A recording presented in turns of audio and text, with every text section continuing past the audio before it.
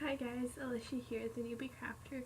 So today I am going to be showing you how to create this really cute DIY candle holder. So to start this project you are just going to need a simple candle holder.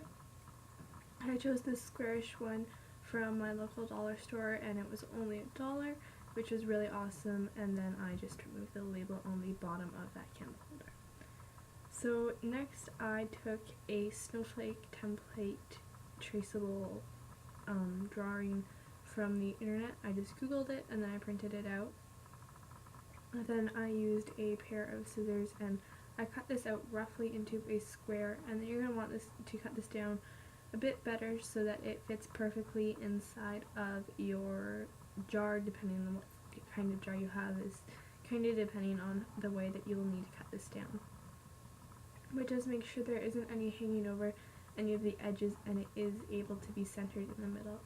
So after you've done that, you're going to want to take some tape and just tape that piece of paper in place so that it is perfectly lined up.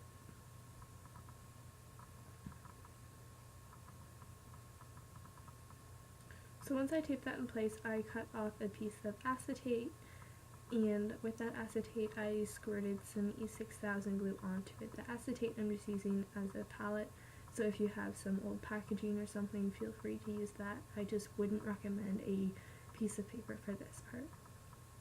I then took an old brush. You can find these just at your local dollar store. I had one of these from an old kit that I got, and then I painted on my glass following the pattern underneath with the E6000 glue. Once you do this project with the brush, that brush is officially garbage, so do not use one that you like by any means because it will be ruined.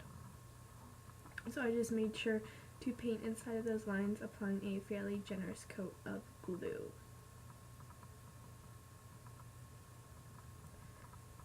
So once I did that, I lined up my pattern again and I used the Artful Minds extra fine glitter and some Scribbles iridescent fabric paint, and I lined up my template following the glue that I put on there before, and I used the fabric paint on top of the glue and I traced it again.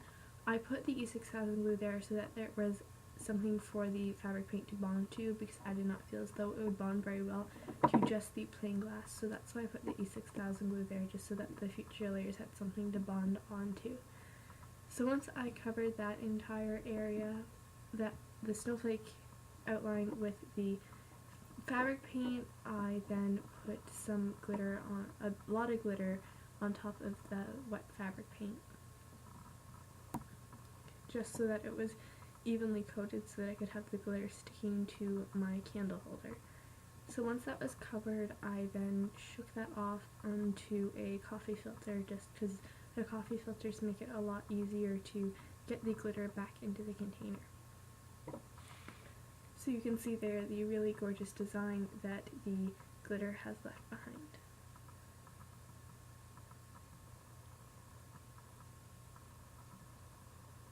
So it is really simple, as you can see, to funnel that glitter back into the container.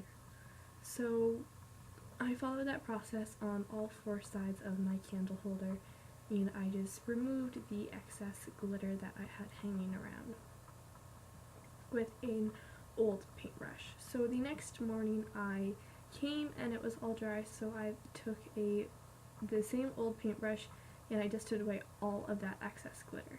I then took Sally Hansen Hard as Nails Extreme Wear Nail Color 180 Disco Ball nail polish, and I painted on top of all of the glittered snowflake area, just so that this candle jar didn't leave behind glitter everywhere that we put it, and it would tie that in and add, of course, more glitter to the final project. I then took Sally Hansen Complete Salon Manicure 140 Snow Globe, and I painted this on top of the entire candle jar once those snowflakes were dry. I did this to hide my little mistakes where I did get some of the other nail polish where I didn't want it, and this glitter left a really nice touch.